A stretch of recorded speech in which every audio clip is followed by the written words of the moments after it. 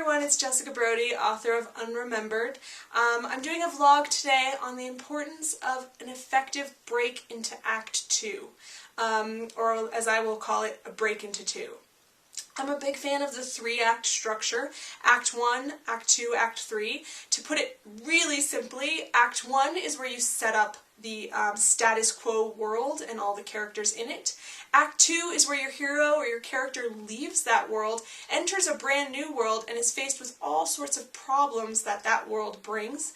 And then Act 3 is when the hero or the character has to resolve all of the problems that they've encountered.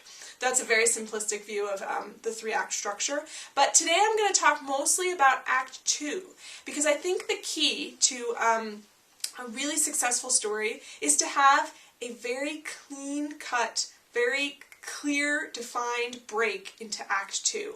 And what I mean by that is your hero, your character, needs to leave behind an Act 1 world and enter a very new, unfamiliar Act 2 world. And the more different you can make your Act 1 and your Act 2 world, the more effective the story will be. The stronger contrast between those two worlds, the more successful the story. So I have some examples here to illustrate my point about I have some examples of some really great, well done breaks into Act 2, and where the character really does leave behind an Act 1 world and enters a new world. The first one I'm going to talk about, it needs no introduction. It is Harry Potter and the Sorcerer's Stone. Obviously this book is a very successful book. I think one of the reasons this book is so successful is because of the very clean break into Act 2 that it has. The Act 1 world of Harry Potter is Harry's life with the Dursleys. It's the Muggle World, which is a very different world than the Wizarding World, as you know. So J.K. Rowling does a fantastic job of setting up this Act 1 world where Harry is stuck as an orphan with these awful, awful people, the Dursleys. He's stuck in this Muggle world that he doesn't really fit into, but he doesn't understand why. And they treat him so poorly. And then the catalyst moment, or the defining moment that will push him into Act 2, is where he finds out that he's a wizard, and he gets the letters from Hogwarts, and Hagrid appears at his door, and he finds out that he's actually something much different than the people in the world that he's been living in. The break into Act 2 for Harry Potter is when he boards the train to Hogwarts at platform 9 3/4. He physically boards a train and leaves one world behind and enters a new world. And his new world is Hogwarts. It is the Wizarding World. It is spells and potions and magic, flying lessons and Quidditch, and all of these things that did not exist in Act 1 world. And to Harry, these are very new and very unfamiliar things that he has to kind of stumble around and figure out how to fit into this new world. That contrast between the Muggle world and the Wizarding world is so stark and so effective, and I think that's one of the reasons that this book is such an amazing book. Another book I'm going to talk about, another book that needs no introduction, The Hunger Games. The Hunger Games also does a really good job of breaking into Act 2 effectively. This is a book I teach in all of my writing classes about structure, or I talk about in my writing classes about structure, because it has such a beautiful 3-act structure.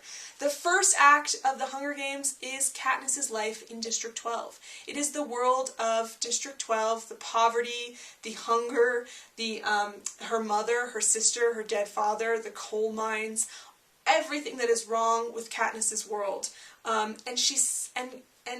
Suzanne Collins set this up so well, because when you break into Act 2, which is when Katniss actually arrives in the capital on a train, she arrives in the capital and she sees all of this luxury and riches and frivolity and gluttonous people who have no idea what it's like to live in a place like District 12.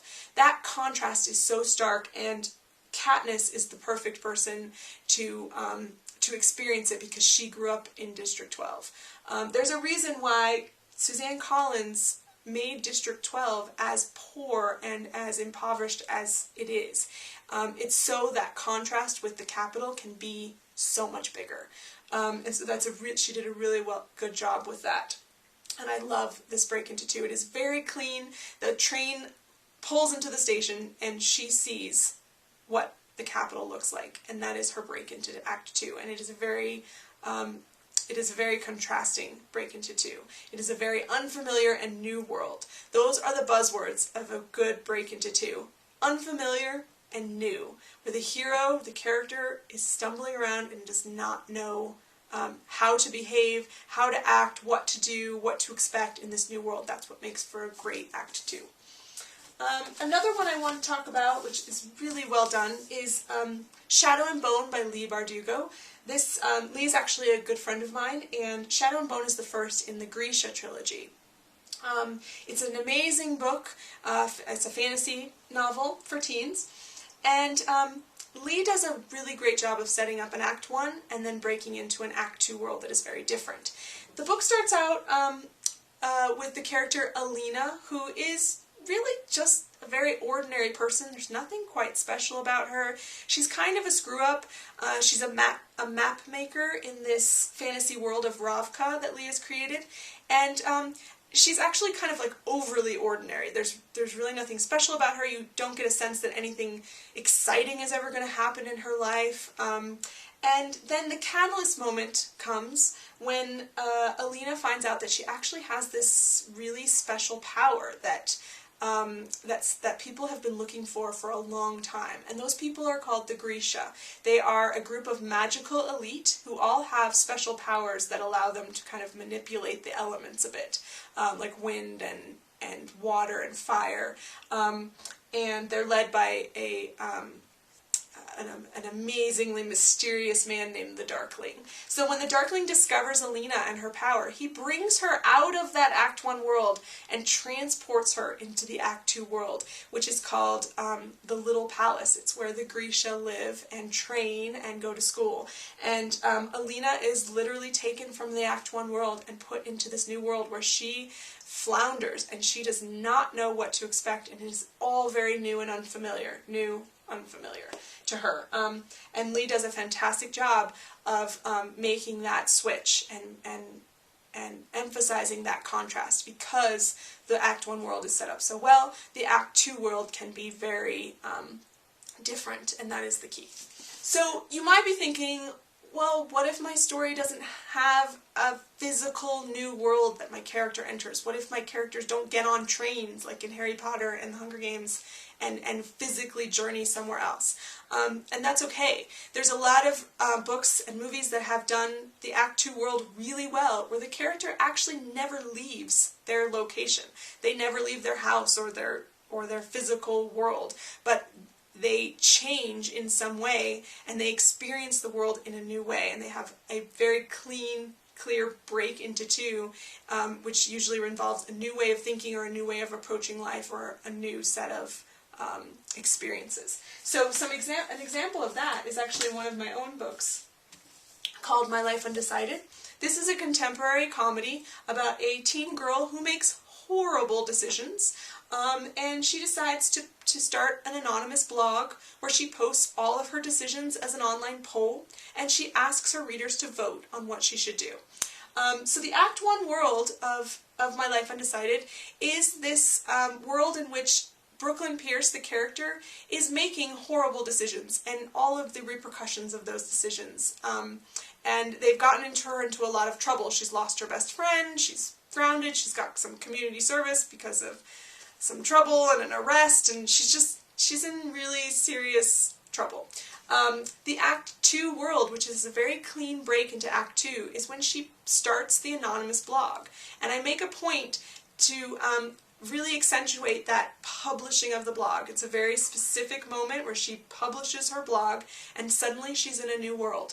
And this is a world where people are making decisions for her. And she is experiencing a lot of unfamiliar and new things that she would have never experienced on her own, because she would have never made those decisions for herself. So that is a clean break into two that has nothing to do with her leaving. She lives in the same house, she attends the same school, she has the same parents. None of that changes, but her way that she approaches life changes, and that is what creates the stark difference between the Act 2 world and the Act 1 world.